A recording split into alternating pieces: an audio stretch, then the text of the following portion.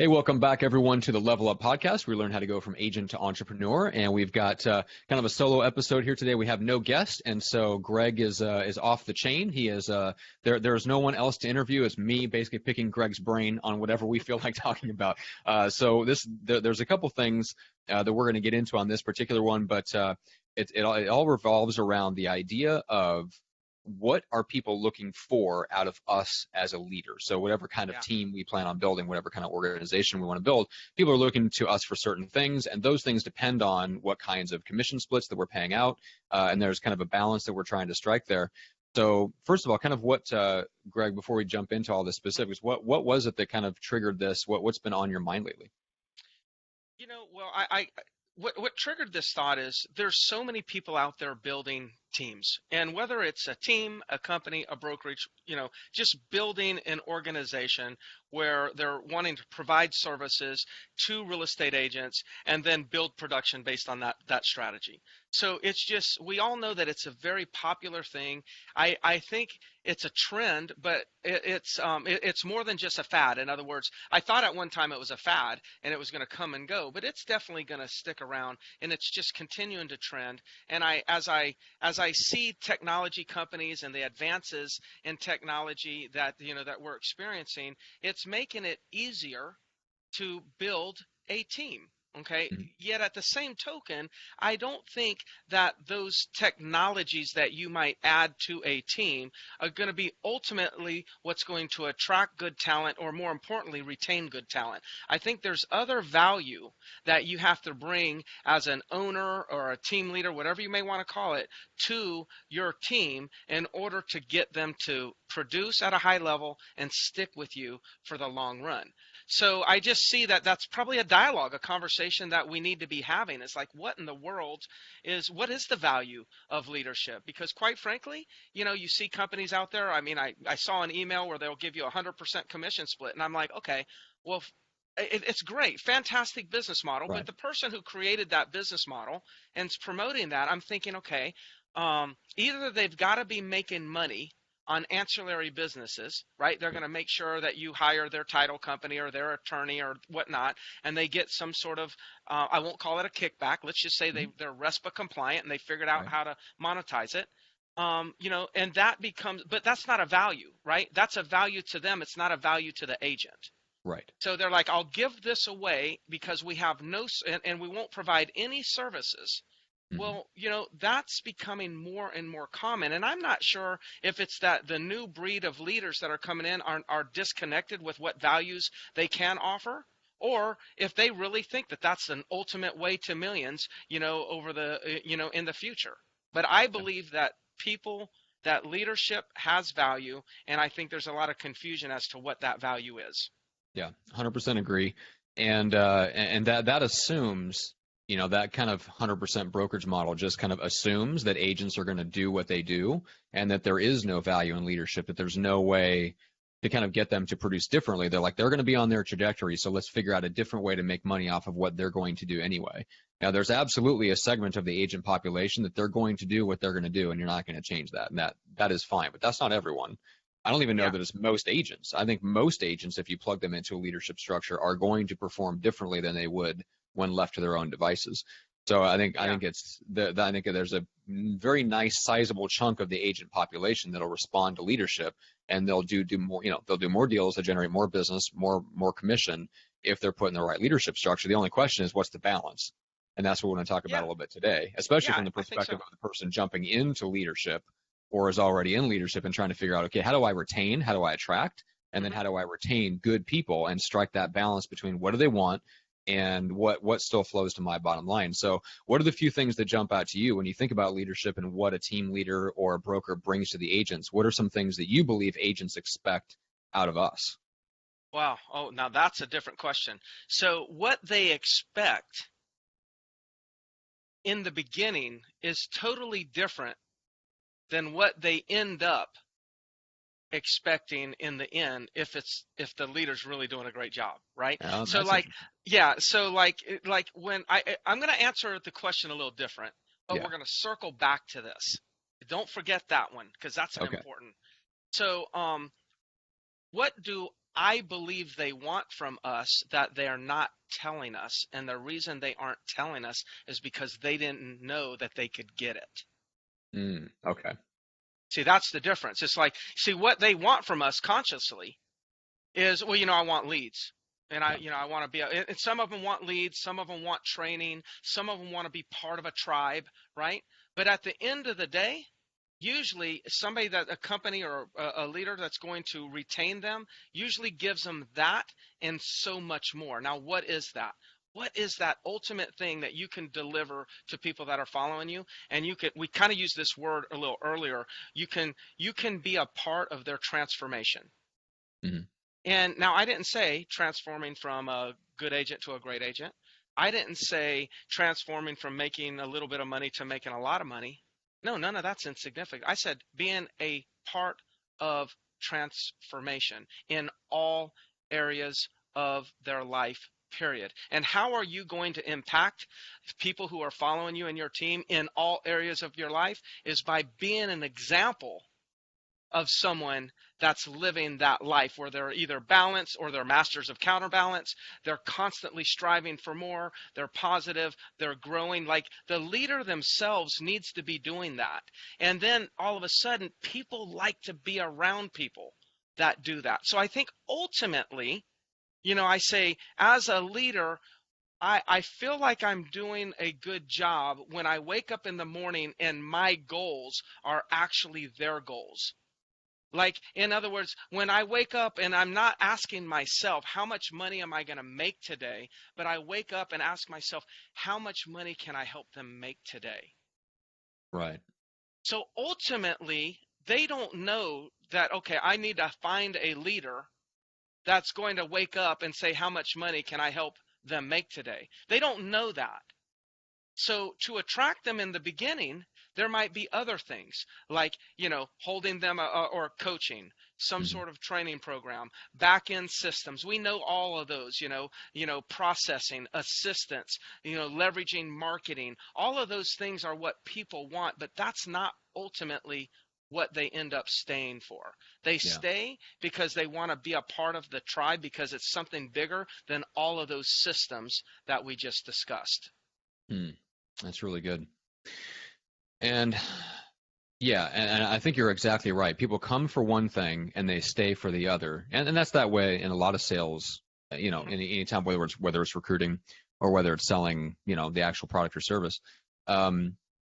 So when you step into the leadership role, and of course you're balancing their expectations. They want certain things, and that's fine. And so Yeah. we give it to them, right? Like you mentioned, leads, right? So a way to let's talk about kind of the giving them the fish while you teaching them a fish, or teaching them to fish, because we talked about that behind the scenes, but I want to bring that into the open a little bit. So how do you balance that as a leader, giving them the fish versus teaching them how to fish? Yeah. So I'm gonna walk through this, and then that's gonna come up. Here's something that just a few notes that I took a moment ago is they expect that we're going to help them with their goals. They expect that we're going to help them with building a roadmap, a business plan. They expect, even though they don't want it, but secretly they want it real bad, they expect us to hold them accountable. They never tell us they want us to hold them accountable, but they're mad at us when we don't hold them accountable. Um, they really are. Great way to put it. It's like your Yeah. daughter doesn't want you to tell her like what time she's supposed to come home at night because she wants to be independent. But if you don't set a curfew, Oh man. she starts to wonder if you really give a damn about her. Yes, that is so true. It's hilarious that you put it like that, but I think Yeah, you're exactly right. I've never yeah, thought about it that yeah. way. That's how I agents think are. you're It's right. like they don't want to. No, I don't want to be held accountable. Bull crap. You want to be held Yeah. accountable so bad, but there's embarrassment that comes into play and all these things, and there's confrontation and discomfort and all that. So we're Right. avoiding all those little things, but the reality is you're going to make me more wrong for the lack of accountability than you'll ever make me wrong for holding you accountable. No question about it. You have to think about your daughter when you look at that, Hmm. and then we have to identify opportunity, in their strengths and weaknesses. They're asking us to evaluate them, and then see if there's opportunity. Not tear them down for their weaknesses. Not like pat them on the back too much about their strengths. It's like they're wanting us to look at their strengths and weaknesses and find opportunities on how to grow within them. whether it Okay. is running with our strengths a little bit longer, fixing our weaknesses or whatever. And then Mhm. they expect us to give them some fish, give them some leads. But I think ultimately what they want is they want somebody to teach them how to fish themselves. One of the goals that I have, and somebody said this, it might have been Mike Ferry said this, or one of my coaches, he says, my goal is to put you in a plane. It could have been Tom Ferry even. Put you in a plane blindfolded, fly you up in the air for a couple hours, open up the door, push you out the plane, pull your parachute, and when you land within 30 days, you're doing business. See, I think that's fantastic as a leader. It's like, look, if Hmm. I need to make sure that if I pass away today, that one thing that I've left you with is I've empowered you with the ability to survive in this real estate industry. And I think now a lot of people make a mistake in thinking, gosh, if they train their agents how to do it, then the agents will be their competitors. I understand that that is a risk. But there's another side of this. If you're willing to give at that level to your agents, then they reciprocate with a higher level of loyalty. Yeah. So I still think we should, be responsible for giving them leads and giving them fish, but let's not neglect, let's not be greedy and think that the way we're going to retain them is by keeping them dumb. Let's go a different direction and say the way we're going to retain them is we're going to honor them at such a level where that they're taken care of. We've taught them how to survive. Now all of a sudden, since we've done that for them, they'll reciprocate back to us. So on the fish or fishing, giving fish or teaching them how to fish, that's kind of my take and the thought process that I go through. I'm willing to take the risk that they become my competitor in order to honor them at the same level I've been honored by my own coaches. All right, that makes sense. And that's really, really good. It's So not let's talk easy. about, That's a no, it's not easy. scarcity. That is Yes. that's an abundance mentality. Yes, it is. And when you step out, you've got to be abundance. You Mm-hmm. can't just think abundance here and there. That's something that you've got to be. It's not like you Yeah. can't do abundance, a couple hours out of your day. You've got to be abundance 24/7, 365 in order to Yeah. pull this off. But let me Yes. tell you, that's when you get a real good team. Hmm. All right. So how do you think about it economically? Just a quick aside. When you think about your bottom line, Hmm. you've got a balance where you've got, the balance between what the agents want, which of course they want to take home as much as possible. Sure. You've got what we want, which is to drive as much to the bottom line, not at anyone's expense, but obviously we're in business to make a profit, so we want to drive Sure. as much profit to the bottom line. So, is there anything that you go like if you sat down and you're like, let's say you buy a brokerage office and you have the opportunity to kind of renegotiate and restructure some things, or building a comp plan for brand new agents that are coming in, you can just kind of wipe the slate clean and Hmm. start with the Greg Harrelson plan. How do you think about things like, look, I'm going to bring these things to the table. And here's how what is your decision making process on how you build that commission split that you feel like creates a win-win? Because I'm assuming that's what you're going for in your mind is the win-win. Well, that's no, I'm not going for the win-win. Ooh, No, this is uh-uh. interesting. What do No, you not mean at by all. I just want you to win. I don't need to that? focus on a win-win. Okay, As long as you win, it's automatic, right? That I win, okay, it's automatic. Like there, you don't have. So what I'm looking at, like commission splits in general, commission splits is one of the strongest manipulations in our industry. It's like what does that companies mean? have come together and figured out, like not come together, companies have, as individuals or whoever's designing commission splits for their own team or company, Yeah. they usually come up with a commission split that they think will attract an audience. Okay. And it'll be with ease. Let me say it that way. They come up with a commission split that will attract an audience with ease. Like if I offer 100%, I can attract an audience with ease, meaning I actually don't have to even ever meet them. It's Mhm. easy. Like I just say 100%. I don't have to deliver any value to them. Right. I don't have Right. to There's be also no transform. persuasion necessary. There's no persuasion necessary, I would think, you know. Hmm. So what ends up happening is in the industry, there's a direct correlation between whatever you're going to charge and the amount of value that's perceived by those that work with you. Mm-hmm. So the way that I'm thinking is, how much value can I bring to this person? I mean, ultimately, what I like to look at is whatever my commission split would be with an individual and whatever my company dollar would be to that person. My goal is to actually give them that much business themselves. So they're really paying me with through the value that I've brought to them. So for instance, somebody is say I'm making $40,000 off of somebody. Well, my goal is going to be maybe that person and I buy a property together and a few properties together, and next thing you know, and then I give them this idea and that idea, that they actually made more money from the ideas that they're implemented that I brought to them that they're ever going to pay me. Okay. That's how I'm looking I at it. like So I'm that. always thinking about, how do I improve your net? How do I improve your net? So I think the responsibility is on the leadership, back to what value are you going to bring? And if you're thinking that all you're going to bring is a CRM and a few leads and a nice environment, somebody's going to bring a better CRM and a few more leads and a decent environment. It's Mm-hmm. kind of like it's like that's not your competitive edge. Yeah. And so there's the correlation between that and whatever commissions you're going to try to build in as your team or company model.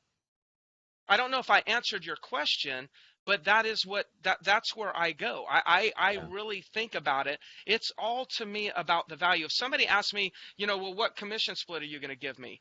I'm thinking, gosh, man, you've missed it. Yeah. Like the right question is, how much money, how much wealth am I going to help you create? Mm-hmm. That's the right question. Like, Greg, can you help, how much wealth do you think we can create together? Well, man, let's talk about that, because Yeah. there won't be any correlation between a commission split and the wealth. Mm-hmm. None. Yeah, that makes total sense. And I think Yeah. some people have, they've like, I'll pick on the 100% or 95 percenters. Right. Nothing wrong with that model. But let's just be clear. They're not going to bring any value. And they'll tell you that up front. I mean, they may say, well, we've got a CRM or something like that. Yeah, but I mean, I think there's free CRMs all over the internet. So everyone's got something that they can Mm-hmm. talk about. But the real value is in the leadership, the coaching, the training, the guiding, the ideas, helping you learn through their own failures and them focusing on you helping yourself build wealth. I think that becomes the real value for a leader. Yeah. Yeah. That makes total sense. And in this day and age, I think there's creating that space where people can continue to grow outside of how successful they are as a salesperson also helps create that bigger vision for them that keeps them kind of tied in to the tribe that you're building Yeah. and keeps them in your organization, gives them something bigger to shoot for so that it doesn't even become a conversation of what is the commission split. But if we never have, if you don't have that vision for yourself and the team, then they're certainly not going to bring it because they don't even know that they want that. They're focused on, like you mentioned earlier, what they come in believing they need Yeah. is not what they realize they need 2 years in, 5 years in. Now you know by experience because you've been in the game long enough to see the transition of, okay, what happens when the agent actually does achieve their initial goals and becomes successful? Now what do they need? You've already been through that progression with so many agents. Yeah. You know what they need 2 years, 5 years down the line. They don't actually know that. And so I think that's important for anybody that's listening that is a new leader or transitioning into leadership that hasn't been through that process with a bunch of agents like you have that have become extremely successful in their own right, is you're about to find that out the hard way, Greg, what you've gone Yeah. through, which is Yeah. what they believe they need and what they actually need are two completely different things, which is really interesting. Yeah, and So so you've got to provide what they feel they need. You have to provide that, yeah, but don't mistake that for being all they need. That's yeah, the key. So if you're new into this, or if you're having retention issues, you may be doing a great job at providing what they thought they needed in the beginning. But what they think they need in the beginning is not why they stay in the end. So you've got to really figure that out for yourself. There's been many agents in my organization that have said, yeah, I went to Greg to make a little bit of money. I thought, I'd get some coaching training, make some money, but I didn't realize that I actually went there and it changed my life. Yeah. Like that has been said multiple times. Yeah, I'm going to Greg, I'm going to make some money, learn how to do this. And who knows, they might have even been saying, yeah, I'm going to go make some money, learn how to go do this, and then I'll go compete against them. I'm sure there's people that have come in my organization that maybe that was their first thought. And that's perfectly fine, because when I get around them, if I'm being abundance for them, being an example, then they're going to start being abundance for themselves. And all of a sudden, now that changes life. Yeah. So I'm crazy in the way that I lead. It's like I'm just flat out. Somebody says, well, what do you think I'll get from you if I come to your company? It's pretty simple. A life.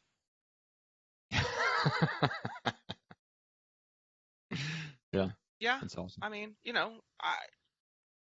Yeah. audience can take it It's like that it is. small and that big all at the same The time. audience can take that however you want to take it. Just call my agents and ask them and send me back the survey, please. Yeah. And I mean that sincerely, because I've talked to this is what the agents are telling me. Mm-hmm. So for those new leaders out there, understand, give them what they say they want, they think they want, but understand what you have as a leader to give is much bigger than that. And when you start to focus on who you're going to be inside of that bigger give, that's going to be where you're going to create an unbelievable team that'll sustain through any types of ups and downs of an economy. Yeah. Love it. All right. Well, let's finish off with this. Greg, how do people reach out and connect with you? Just go to Facebook and hit me up on Facebook Messenger and say, hey, I didn't like what you said, I did like what you said, or ask me a question. I'll respond to you. Sounds good. And then for anyone that wants to get more of the podcast, just hit subscribe on iTunes, Apple Podcast, Stitcher. If you want the audio version, you can grab all the videos on YouTube. So just search the Level Up Podcast. So, Greg, this was awesome. I know people that are kind of in like aspiring to be or in the team leader kind of role that absolutely need to hear this. And so this is really fantastic. And it leads into, guys, if you check out the podcast feed or if you go to leveluppodcast.com, look for the solo episode on transformation and being like creating the space and being an example of transformation, because we alluded to it in this episode. But go listen to that as well, because that is really a nice companion. Because, Greg, you touched on it just a little bit, which is to create that big vision, we have to also create the space for people to transform, and not only just in their life economically, but just in their life in general. So, guys, make sure to go listen to that one. And we'll see you guys on the next episode.